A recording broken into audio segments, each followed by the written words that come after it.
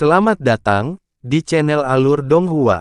Sebelum menonton, silahkan subscribe, biar Mimin tambah semangat update-nya. Biarawan itu tidak dapat mengantisipasi hal ini akan terjadi. Meskipun 10 benang api tidak menembus proyeksi emas, lampu merah menyala, mengubah dirinya menjadi rantai api besar. Seperti sambaran petir, mereka langsung melilit proyeksi dan menjebaknya. Ketika biksu itu melihat ini, dia tertegun sejenak, lalu mengangkat tangannya dan menjentikkan ke udara. Cahaya pedang putih keluar dari ujungnya dan langsung mengenai rantai api itu. Cincin yang indah terdengar saat cahaya merah dan putih berbenturan. Cahaya pedang hanya meninggalkan retakan seukuran kacang pada rantai yang padat. Biksu berjubah perak menjadi cemberut saat melihatnya. Ketika dia melihat gagak api 3 warna dan gelombang api ungu berlari ke depan, biksu itu menginjak teratai putih di bawahnya, mengeluarkan raungan naga yang menggelegar dan dengan sungguh-sungguh membuka lengannya keluar. Proyeksi emas yang besar sepertinya merasakan kecemasan biksu itu dan memancarkan cahaya keemasan yang menyilaukan dari tubuhnya. Ukurannya yang sudah sangat besar membengkak dan tumbuh hingga tingginya lebih dari 25 meter, menarik rantai api hingga hampir dibawa ke titik kehancuran. Hati biksu itu tenggelam oleh apa yang dilihatnya selanjutnya. Rantai api tumbuh bersamaan dengan proyeksi dan tidak mengalami ketegangan sedikit pun. Biksu itu membentuk gerakan mantra dan proyeksi emas tiba-tiba menyusut ukurannya, namun rantai api mengikuti transformasi, tetap melilitnya dengan erat. Pada saat berikutnya, ekspresi biksu berjubah perak itu juga berubah secara besar-besaran. Ketika dia melihat gagak api 3 warna tiba di dekatnya karena tetap tidak berdaya, dia melemparkan botol batu giok itu ke udara. Botol perak berputar sekali di udara sebelum langsung menyerang gagak api dengan mulutnya menunjuk ke arahnya. Kemudian, perak bersinar terang dan nyanyian religius bergema darinya, diikuti oleh gelombang besar cahaya Buddha 7 warna yang langsung membungkus gagak api yang mendekat. Burung gagak itu berteriak dan melebarkan sayapnya, menghindarinya dan tiba tepat di atas biksu berjubah perak itu. Namun, cahaya menangkap gagak dan cahaya Buddha bersinar terang, berputar di sekitar gagak. Dengan gagak terbungkus rapat, ia menariknya kembali ke dalam botol. Sepertinya cahaya adalah musuh alami gagak. Ekspresi biksu itu mengendur sejenak, lalu menunjuk botol di udara. Botol itu bergetar dan menyemburkan kabut cahaya Buddha lainnya.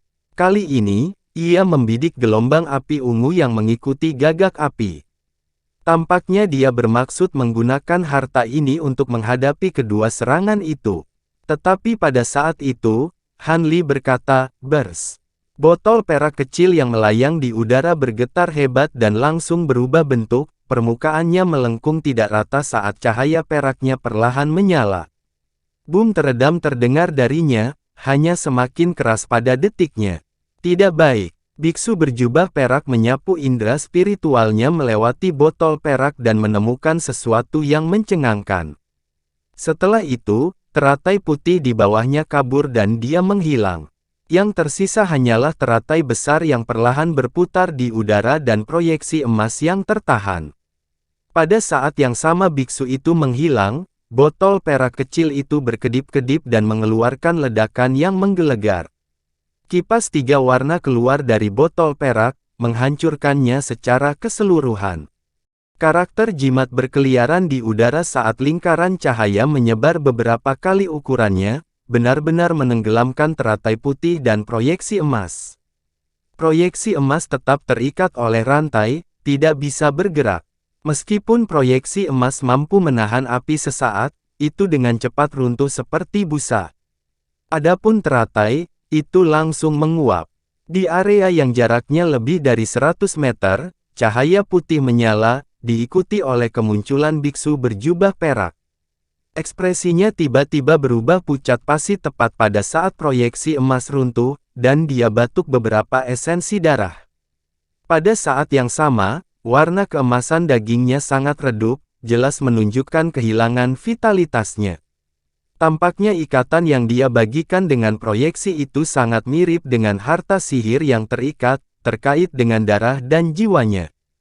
Han Li tanpa ekspresi melemparkan segel mantra dan gelombang api ungu yang bergolak tiba-tiba berubah. Hanya dalam sedetik, ia mengambil bentuk ular sanca sepanjang lebih dari 30 meter dengan mutiara putih di rahangnya dan menerkam ke arah biksu itu. Bahkan sebelum ia tiba di depan biarawan itu, ia menimbulkan badai es dan menurunkan suhu di dekatnya seolah berada dalam badai salju. Cahaya putih melintas dari bawah biksu, menghasilkan teratai lain seperti yang dia berdiri sebelumnya. Kakinya tetap diam tetapi teratai itu berputar beberapa kali dan dia muncul kembali sejauh 30 meter. Dia tertawa paksa dan berkata, "Tolong berhenti. Saya tidak akan membandingkan keterampilan saya dengan Anda lebih jauh. Saya mengakui kekalahan melawan kemampuan luar biasa rekan Taois Han." Setelah biksu itu mengambil inisiatif untuk mengaku kalah dalam pertempuran mereka, dia melihat ke arah botol perak yang pecah dengan sedikit rasa kasihan. Botol itu adalah harta Buddha kelas atas yang dia peroleh dengan susah payah.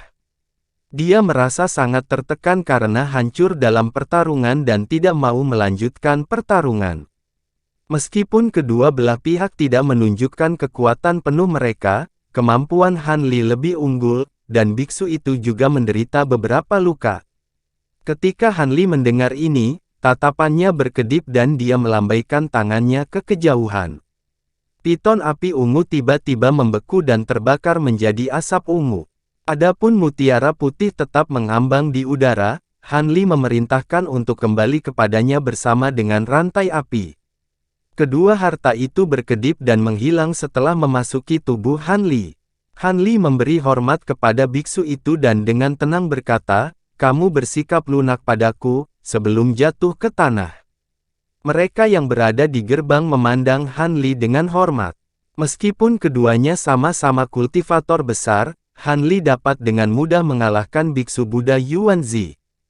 Pria muda itu, biksu Yanzu, menatap mata Han Li dan tidak bisa menahan ekspresi aneh. Ketenangannya sebelumnya hilang. Meskipun biksu berjubah perak itu bukan tandingan Han Li, Master Paviliun Keberuntungan Tersembunyi tersenyum terbuka dan berinisiatif untuk bersikap ramah. "Pertarunganmu benar-benar membuka cakrawalaku. Saya berharap suatu hari mencapai ketinggian Anda. Karena Anda telah menang, saya akan berhati-hati tentang hal ini. Saya akan mengirim seseorang untuk mengambil teknik penyempurnaan ruang miniatur. Maaf atas masalah ini, Tuan Paviliun." Han Li menjawab dengan senyum tipis. Ken Ku berulang kali menjawab, "Tentu saja," dan segera mengeluarkan token perintah dan menyerahkannya ke formasi inti di belakangnya. Dia memberikan perintahnya. Selain Hidden Fortunate Hall, ada beberapa paviliun menjulang lainnya di udara. Semuanya dibangun dengan megah. Sebelumnya, beberapa orang keluar dan masuk, tetapi karena pertempuran antara Han Li dan biksu berjubah perak, tidak ada orang lain yang muncul. Membawa token perintah, pembudidaya formasi inti menghilang ke salah satu bangunan di bawah. Pada saat itu, biksu berjubah perak itu menarik napas menenangkan dan turun ke tanah. Dia mengeluarkan botol obat putih dan melemparkan pil obat merah api ke mulutnya. "Tuan Yuanzi, apakah Anda baik-baik saja?" Han Li menoleh dan bertanya. Yuanzi memandang ke arah Han Li dan dengan santai tersenyum. Dia dengan santai menjawab, "Aku baik-baik saja. Dengan pil obat, saya hanya perlu beberapa bulan untuk pulih. Tetapi saya harus mengatakan bahwa kipas Anda bukanlah harta biasa.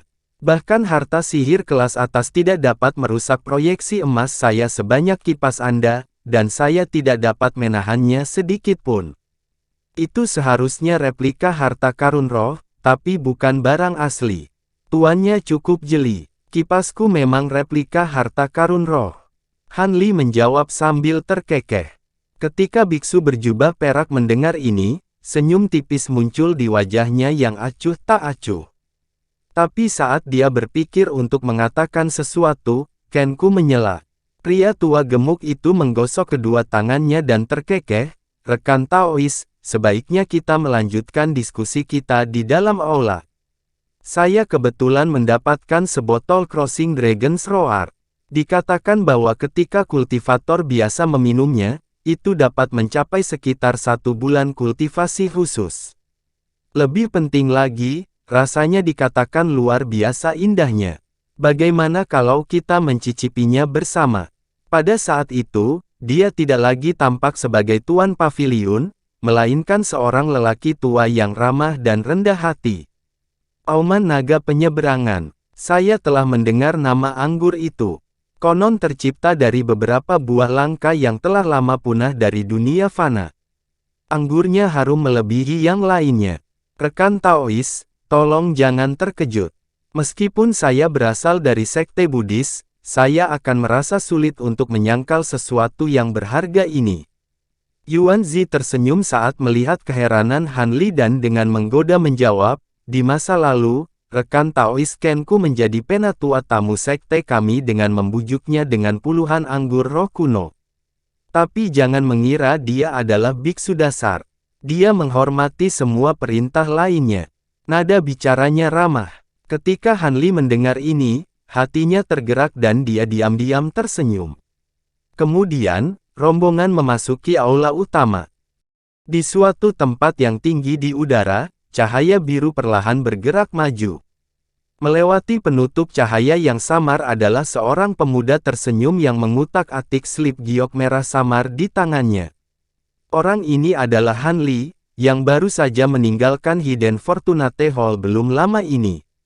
Dia memegang slip batu giok di tangannya yang berisi teknik rahasia untuk menyempurnakan ruang miniatur terkompresi. Saya tidak menyangka bahwa sesuatu yang setenar miniatur ruang akan memiliki teknik penyempurnaan yang begitu sederhana. Sebagian besar bahan yang dibutuhkan untuk itu juga cukup sederhana. Jika itu masalahnya, memperbaikinya seharusnya cukup mudah, Han Li bergumam saat dia terbang. "Hehe, kamu bisa menyebutnya ruang mini. Saya hanya melihatnya sebagai metode untuk membuat formasi teleportasi tetap hingga robekan spasial. Ruang terkompresi sejati adalah harta karun yang bisa dibawa dan selalu bisa dimasuki sesuka hati." Suara anak laki-laki dengan malas terdengar di telinga Han Li. Han Li menggelengkan kepalanya. Meskipun kata-kata rekan Taois masuk akal, tidak mungkin menciptakan harta karun seperti itu dengan kemampuan para kultivator dunia fana. Bahkan kantong yang mencakup semua dan bendera Black Queen asli hanya memiliki kemampuan spasial kecil, tidak seperti ruang miniatur yang Anda bicarakan. Bocah itu menjawab sambil tersenyum, "Itu masuk akal. Sepengetahuan saya hanya tahu beberapa karakter yang memiliki ruang miniatur sejati. Masing-masing dari mereka adalah eksistensi kelas atas di alam roh. Kalau tidak, orang lain akan merebut harta ini. Karena Anda memperoleh teknik penyempurnaan untuk ruang terkompresi, apakah Anda sekarang akan menuju ke sekte Yin Shifting, dan mendapatkan Ghost Shifting Banners? Rekan Taois, maukah Anda dengan berani menghadapi seluruh sekte mereka?" "Tentu saja aku tidak mau." Han Li menggelengkan kepalanya. Bahkan jika sekte pengayak Yin hanya memiliki satu kultivator besar, mereka masih salah satu dari 10 sekte Dao Iblis besar. Siapa yang bisa tahu batasan menakutkan apa yang mereka tempatkan di dalam sekte mereka, atau tindakan pembunuhan apa yang mereka lakukan?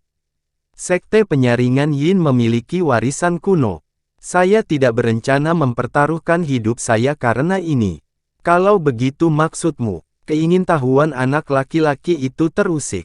Cukup sederhana, untuk mengalahkan kejahatan, pertama-tama saya harus mengalahkan raja mereka. Setelah saya berurusan dengan Master Sekte Pengayak Yin, saya akan menghabisi sisa tetua Nas Chen Sol dari sekte tersebut. Selain itu, kami telah menanyakan tentang mereka sebelumnya. Selama beberapa tahun terakhir ini, ada banyak sekte iblis Dao yang mengincar posisi mereka di 10 sekte besar. Master Sekte Penyaringan Yin ini juga sering meninggalkan sekte. Kita hanya perlu menunggu kesempatan untuk membunuhnya di luar pegunungan Fangmang. Tanpa penjaga kultivator agung, pembatasan di Sekte Yin Shifting sangat kuat, tapi itu bukanlah sesuatu yang harus saya khawatirkan. Namun, sebelum saya mengambil tindakan, sebaiknya saya mulai dengan tujuan lain. Lagi pula, saya harus menyelesaikan masalah ini dengan cepat setelah saya mulai. Jika seorang kultivator transformasi dewa mengetahui untuk menemukan saya dan memutuskan untuk ikut campur, itu akan sangat merepotkan. Suara Han Li berubah cemberut. Anak laki-laki itu tersenyum, begitulah. Para kultivator agung dari alam fana tidak dapat mengambil tindakan sesuai keinginan mereka. Jika Anda bermaksud menghancurkan sekte sebesar itu, saya khawatir salah satu dari mereka tidak akan bisa duduk diam. Kali ini, Han Li tidak menjawab. Dia hanya tersenyum dingin. Setelah dia menarik batu giok dari tangannya, kecepatannya meningkat beberapa kali dan dia menghilang dari langit dalam sekejap mata. Bertahun-tahun berlalu, pembantaian terjadi di pegunungan tak bernama yang berbatasan dengan Provinsi Feng dan Kabupaten Han. Itu terdiri dari 6 kultivator berjubah hitam yang memimpin lebih dari 1000 mayat halus lapis baja untuk mengelilingi dan membunuh beberapa puluh kultivator berpakaian berbeda. Mayat lapis baja tidak lemah, dan dengan penambahan kultivator berjubah hitam yang memerintah mereka, ki mayat mereka melonjak. Hanya dalam waktu sesaat, mayat dengan mudah melahap kelompok kultivator formasi inti yang paling kuat dari kelompok tersebut. Orang-orang yang selamat ini merasa bahwa mereka akan segera menghadapi kematian. Tetapi pada saat itu, peluit jeritan terdengar dari langit yang jauh, suara yang tampaknya mampu menyebar ke seluruh 9 langit. Ketika para kultivator dalam pertempuran ini mendengar ini, mereka merasakan telinga sakit sampai hanya mendengar dering keras. Ketika para kultivator berjubah hitam mendengar ini, ekspresi mereka berubah secara besar-besaran. Adapun yang dikelilingi, kegembiraan terpancar dari wajah. Cahaya spiritual melintas dari kejauhan, diikuti oleh suara guntur yang samar. Awan hijau zamrud seluas 1 hektar melesat ke arah mereka. Dengan kecepatannya yang luar biasa, ia menempuh jarak lebih dari 300 meter dalam sekejap mata ke tempat pertempuran. Pada saat itu, suara dingin terdengar dari udara. Mengikuti kilatan hitam, siluet samar anehnya melengkung ke tampilan. Saya bertanya-tanya siapa yang berpikir untuk secara pribadi membawa kekuatan untuk menyerang sekte saya. Ternyata rekan Daois Bi Sekte Tulang Darah. Setelah itu, orang ini melambaikan lengan bajunya dalam sebuah tarian, menyapu kilatan cahaya perak untuk memotong awan hijau yang mendekat. Taring iblis tua, teriakan terkejut diteriakkan dari awan iblis, dan segera berubah arah untuk melarikan diri. Karena Anda telah tiba di perbatasan sekte, Anda tidak perlu pergi. Mengikuti dengusan sedingin es, cahaya abu-abu mengejar awan. Cahaya abu-abu bergerak beberapa kali lebih cepat saat warnanya berubah menjadi hitam pekat. Dalam waktu singkat, mereka mengungkapkan lebih dari 100 km dalam pengejaran dan mereka menghilang dari cakrawala. Ketika para kultivator berjubah hitam melihat ini, mereka kembali tenang dan memerintahkan mayat lapis baja untuk melanjutkan serangan mereka dengan intensitas yang meningkat. Setelah itu, mereka melepaskan kantong hitam yang menyerap mayat lapis baja ke dalamnya. Mereka berbisik satu sama lain saat melihat ke langit yang jauh. Setelah beberapa waktu berlalu, cahaya melintas dari langit dan seberkas hitam terbang kembali ke arah mereka. Kultivator berjubah hitam segera berhenti berbicara, mereka terbagi menjadi 2 baris, berdiri tegak. Cahaya hitam melintas di depan mereka untuk mengungkapkan siluet yang terbungkus ki hitam. Kami memberi hormat kepada Master Sekte. Para kultivator berjubah hitam ini memberi hormat. Siluet di ki hitam bertanya, apakah mereka dari Sekte Tulang Darah telah dimusnahkan? Seorang lelaki tua kurus mengambil beberapa langkah ke depan dan dengan menjawab, tenanglah, Master Sekte. Dari 73 anggota sekte tulang darah yang masuk, semuanya mati. Tidak ada yang lolos. Siluet itu dengan dingin berkata, tubuh daging dari tetua sekte tulang darah Bihuo itu juga telah dihancurkan. Hanya Nas Chen Sol-nya yang lolos dariku. Setelah ini, saya berasumsi bahwa sekte tulang darah tidak akan berani meluncurkan sekte saya. Jika bukan karena kekurangan jumlah kami, saya akan mengirim sekte kami untuk melenyapkan mereka. Kultivator berjubah hitam lainnya hanya berdiri di sana menunggu perintah lebih lanjut. Setelah bergumam untuk waktu yang lama, siluet itu akhirnya memerintahkan, tidak ada lagi yang bisa dilakukan di sini untuk saat ini. Pertama, kembali ke sekte. Saya memiliki masalah lain yang harus saya tangani sendiri di sini. Aku akan kembali nanti, seperti yang Anda perintahkan. Para kultivator berjubah hitam semua mengakui perintahnya. Setelah itu, mereka lepas landas dalam seberkas cahaya berbagai warna, meninggalkan area tersebut. Sekarang, yang tersisa di area itu hanyalah siluet yang terbungkus ki hitam. Dia melihat ke kejauhan dan tetap tidak bergerak di tempatnya. Setelah beberapa waktu berlalu, dia akhirnya berkata, bukankah sudah waktunya bagimu untuk muncul setelah menonton begitu lama? Mungkinkah Anda ingin saya memaksa Anda untuk muncul? Begitu dia mengatakan itu dengan nada bermusuhan, dia melihat sekeliling ke daerah terdekat yang sepertinya tidak ada orang di sana. Dalam kilatan cahaya biru, seorang pemuda berjubah biru muncul dengan tangan di belakang. Oh, sepertinya Anda layak mendapatkan posisi Anda sebagai Master Sekte Penyaringan Yin untuk menemukan saya. Tetapi mengapa Anda mengungkapkan saya setelah Anda mengirim murid-murid Anda? Mungkinkah Anda tidak ingin melibatkan mereka? Pemuda itu adalah Han Li. Tujuannya adalah siluet dalam ki hitam, Master Sekte Fang. Sejujurnya, untuk mencegat Master Sekte, dia mengawasi pegunungan Fangmang setidaknya selama setengah tahun. Sekarang kesempatan akhirnya muncul, dia diam-diam mengikutinya.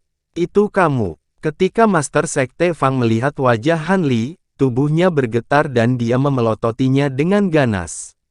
Jadi sepertinya Master Sekte Fang mengenaliku. Wajah Han Li tetap acuh. Jadi kamu sudah berhasil memasuki tahap Nas Chen Sol akhir. Apakah Anda datang ke sini berniat membunuh saya? Ki hitam yang mengelilingi Master Sekte menghilang untuk mengungkapkan seorang pria berusia akhir 20-an dengan kulit yang sangat pucat. Cahaya hijau samar-samar berkilauan dari matanya. Betul sekali. Karena aku di sini, hanya satu dari kita yang akan meninggalkan tempat ini. Han Li berbicara dengan santai.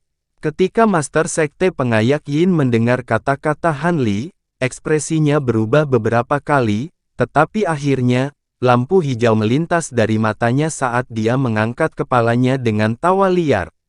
Bagus, sangat bagus. Bahkan jika Anda tidak datang mencari saya akhirnya berencana untuk memburu Anda di selatan surgawi.